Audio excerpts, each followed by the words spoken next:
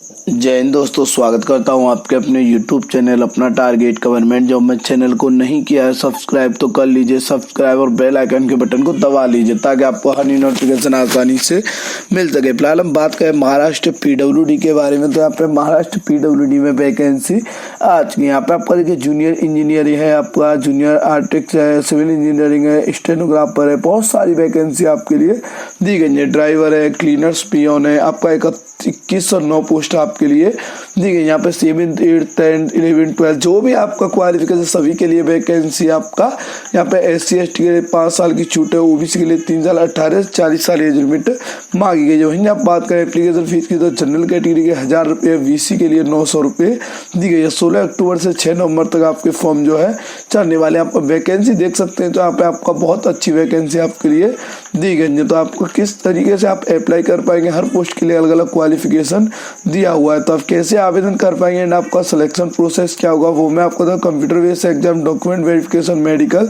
Exam. तो सबसे पहले आपको फॉर्म भरने के लिए जाना होगा ऑफिशियल वेबसाइट पे। ऑफिशियल वेबसाइट का लिंक आपको डिस्क्रिप्शन में मिल जाएगा। तो इस तरीके का इंटरफेस आपके सामने खुल के आ जाएगा। तो यहाँ पे क्या आपको सबसे पहले रजिस्टर पे क्लिक कर लेना है एंड जैसे आप रजिस्टर पे क्लिक करेंगे तो आपका रजिस्ट्रेशन फॉर्म जो है खुल के आ जाएगा। तो यहाँ पे आपको क्लोज कर लेना है एंड क्लोज करेंगे तो आपको यहाँ पर क्या है आई एग्री करना होगा। आई एग्री करने के बाद आपको इसको नीचे कर लेना है। वहीं पूछता है आपको एप्लीकेंट फर्स्ट नेम, तो यहाँ पे आपको क्या अपना फर्स्ट नेम डाल देना है, मिडिल नेम अवेलेबल है तो वो डाल देना है, लास्ट नेम अवेलेबल है तो वो आपको डालना होगा। उसका पूछा आपने कभी नाम चेंज तो नहीं किया है तो आपको नॉर्मली अगर किया है तो यस करेंगे, नहीं तो आपको नो कर देना है। उसके बाद आपको दिखाई देगा आपका डेट ऑफ बर्थ। तो आपको डेट ऑफ बर्थ में ईयर है, मंथ है, डेट है, इस तरीके से अपना डाल देना है। उसका नीचे दिखाई देगा आपको जेंडर मेल है तो मेल, फीमेल है तो फीमेल। वही आपको मोबाइल नंबर डाल देना है एंड मोबाइल नंबर कंफर्म करना होगा एंड इसको नीचे करेंगे। वहीं कोई अल्टरनेटिव नंबर है, कोई और नंबर अवेलेबल है तो आप डाल सकते हैं, अन्यथा खाली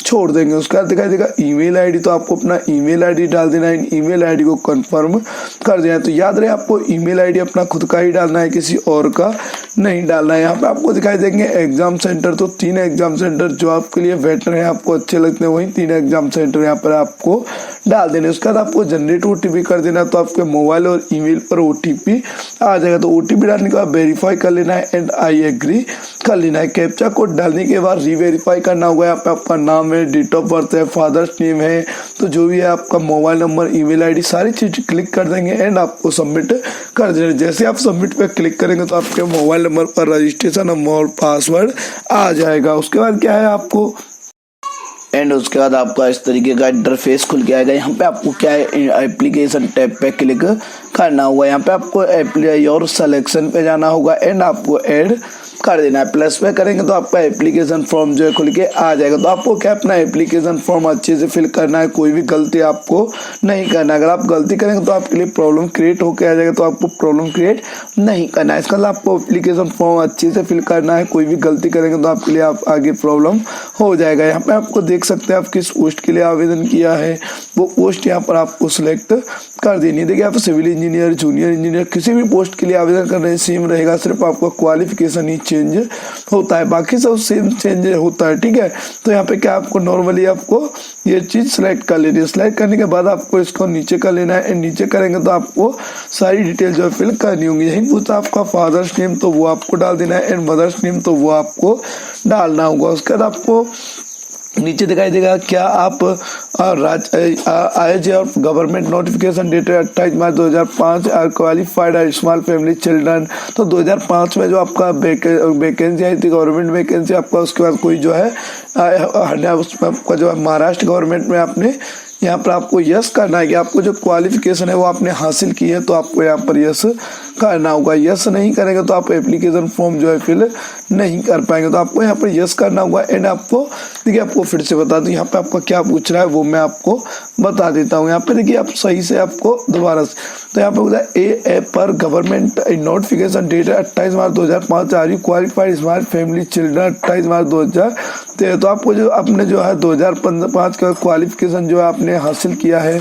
आपका जो परिवार है वो एकदम सक्षम है तो आपको यहाँ पर यस करना होगा। उसके बाद आपको नेशनलिटी सिलेक्ट कर लेना है, यस करेंगे। एंड उसका पूछा आपके महाराष्ट्र का डोमिसाइल है तो यस करेंगे, नहीं है तो आपको नो कर दें। अगर नहीं करेंगे तो आप अप्लाई नहीं कर पाएंगे तो आपको यहाँ पर क्या है यस ही करना होगा। उसका पूछा है category general, OBC, SC, ST किस कैटेगरी से बिलोंग करते हैं तो यहाँ पे आपको कैटेगरी सिलेक्ट कर लेनी है। एंड आपको पूछा है किस कैटेगरी के लिए आप आवेदन करना चाहते हो, कैटेगरी यहाँ पर आपको सिलेक्ट कर लेना है। एंड आपको इसको नीचे करना होगा। वहीं आपको पूछता है जाति प्रमाण पत्र आपका किस, आपका जो है caste certificate issued authority name, तो आपका किसने इशू किया है वो आपको यहाँ पर डालना होगा। डालने के बाद पूछा है किस स्टेट में इशू हुआ है तो वो यहाँ पर आपको लिख देना है। एंड पूछता है कास्ट सर्टिफिकेट नंबर तो वो यहाँ पर आपको डाल देना है। एंड वही पूछता है मूल्यवास, आपका रेजिडेंस किसने इश्यू किया है, किस डेट में आपका इश्यू हुआ है तो वो आपको डालना होगा। यहाँ पर सर्टिफिकेट नंबर उसका डालना, प्रमाण पत्र संख्या। उसका पूछता है यहाँ पे आइडेंटिफिकेशन मार्क्स, तो आपके कोई चेहरा पे तिल है,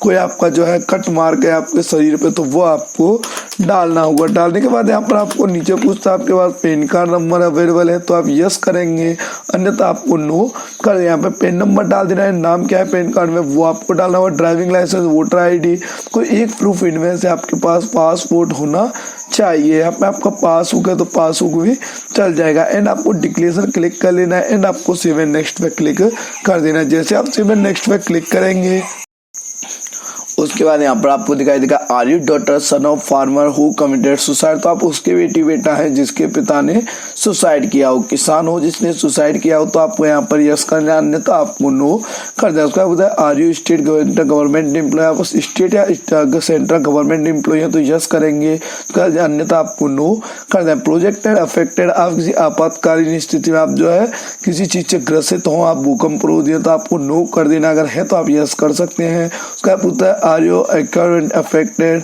तो आपका भूकंप ग्रस्त रहा है तो आपको यहाँ पर नो कर दें, अगर है तो आप यस कर सकते हैं। उसका होता है are you nominated by freedom fighter, है आपका कोई घर में से तो आप यस कर सकते हैं, उसका अन्यथा आपको नो कर देना है। वही होता है are you type of employ, तो आप जब पार्ट टाइम एम्प्लॉय है तो यस कर सकते हैं, अन्यथा आपको नो कर देना है। एंड आपको इसको नीचे कर लेना है। वही होता है एक्स सर्विसमैन है या आपके पास स्पोर्ट्स सर्टिफिकेट है, ठीक है, या पीडब्ल्यूडी विकलांग है तो आपको यहाँ पे क्या नॉर्मल है तो आप यस कर सकते हैं, अन्यथा इन ऑप्शंस को नो करते जाएंगे। वही पूछता है do you want to apply under Arpan, आप अनाथ हैं, ठीक है, तो आप यहाँ पूछता है आर यू डेवर्ड बाय, किसी आपने एग्जाम में आपको जो दंडित किया गया तो आपको नॉर्मली यहाँ पर नो कर देना। उसका क्रिमिनल केस, तो यहाँ पे देखिए क्रिमिनल केस वाला ऑप्शन तो आपको नो ही करना। अगर यस करेंगे तो आप जो है फॉर्म नहीं भर पाएंगे तो यहाँ पे क्या आपको नॉर्मली नो कर देना है। एंड आपको यहाँ पर सारी चीज नो करने के बाद आपको इसको नीचे कर लेना है। एंड नीचे पूछता है आपको सेव एंड नेक्स्ट, तो आपको सेव एंड नेक्स्ट पे क्लिक कर देना है तो आपका एड्रेस डिटेल जो है खुल के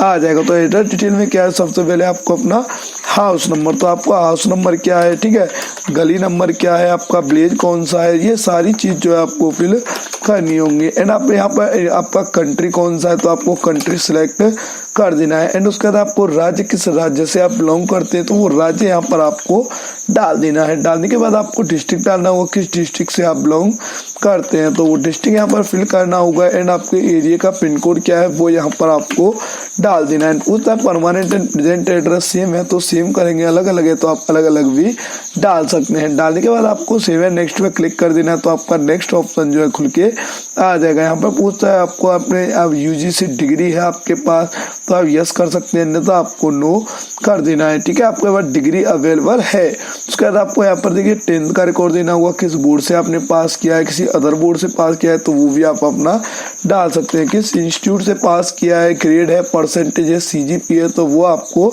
डालना होगा। टोटल मार्क्स एंड ऑप्टेड डाल देंगे, परसेंट ऑटो कैलकुलेट होके आ जाएगा, किस ईयर में आपने पास किया है तो वो आपको यहाँ पर सिलेक्ट कर लेना है। एंड किस मंथ में पास किया है वो आपको डालना होगा। उसका डिप्लोमा आपके पास अवेलेबल है तो आप डिप्लोमा सिलेक्ट करेंगे, ठीक है, अन्यथा आपको यहाँ पर किस इंस्टीट्यूट से पास किया है वो आपको डालना होगा। परसेंटेज है या मार्क्स है वो आपको डाल देना है। देखिए यहाँ पे ऑप्टेन कितना है आपका, टोटल मार्क्स क्या है वो आपको डाल देना है, परसेंटेज ऑटो कैलकुलेट होके आ जाएगा। तो यहाँ पे क्या आपको सारी डिटेल जो अच्छे से फिल करनी है, आपको स्टेप बाय स्टेप अपनी डिटेल फिल करनी होगा। वीडियो के लास्ट तक बने बिल्कुल भी वीडियो को स्किप ना करें, कहीं आपको समझ में ना आए। कोई ग्रेजुएशन डिग्री अवेलेबल है तो आप दे सकते हैं, अन्यथा खाली छोड़ देंगे। पीजी अवेलेबल है तो वो दे सकते हैं। कहीं आपने एक्सपीरियंस डिटेल है तो आप अपना एक्सपीरियंस डिटेल भी, किस कंपनी में किया था, किस पद पे किया था, कब से कब तक आपने कार्य किया, नहीं है तो आपको ये खाली छोड़ देना है। एंड आपको क्या है यहाँ पर सिलेक्ट करना होगा। आपको यहाँ पे क्या है, मराठी आती है तो आपको मराठी आना कंपलसरी है, तो आपको यहाँ पर मराठी यस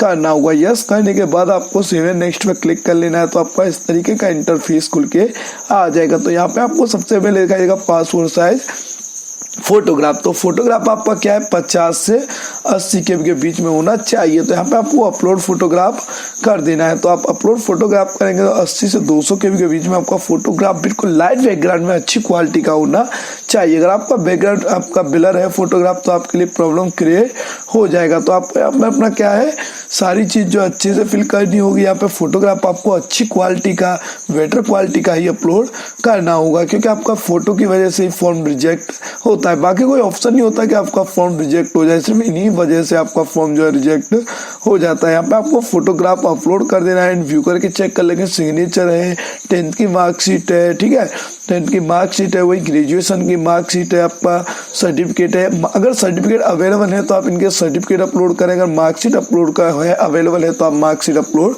कर सकते हैं। वही डिप्लोमा का प्रमाण पत्र सर्टिफिकेट है वो आपको अपलोड करना होगा।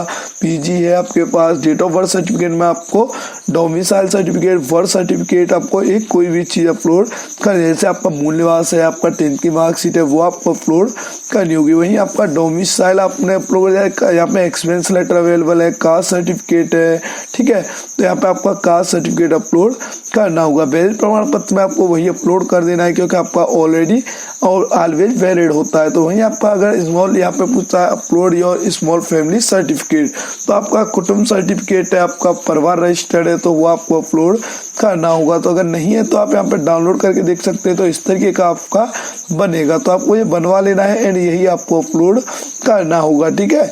तो यहाँ पे अपलोड करने के बाद आपको पैन कार्ड है और कोई अदर डॉक्यूमेंट है तो वो आपको अपलोड कर देना। सारे डॉक्यूमेंट अपलोड करने के बाद आपको इसको नीचे कर लेना। यहाँ पे आपको सारी डिक्लेरेशन क्लिक कर लेंगे जो भी आपको दिखाई दे रहे हैं, एंड आपको प्रीव्यू करके चेक कर लेना। अगर सही है तो आपको सबमिट कर देंगे, गलत है तो आपको बैक कर देना। सबमिट करने के बाद आपको एप्लीकेशन फीस जमा करने के लिए आ जाएगा। तो आपको debit card, credit card, network, UPI किसी से भी आप अपना पे कर सकते हैं। पे करने के बाद आपका एप्लीकेशन फॉर्म जो फाइनल हो जाएगा। तो आशा करता हूँ आपको वीडियो काफी पसंद आएगा और आपके लिए काफी हेल्पफुल रहा होगा। ऐसे हेल्पफुल अपडेट्स के लिए हमारे चैनल को सब्सक्राइब कर लेते हैं। थैंक यू फॉर वॉचिंग अपना टारगेट गवर्नमेंट जॉब।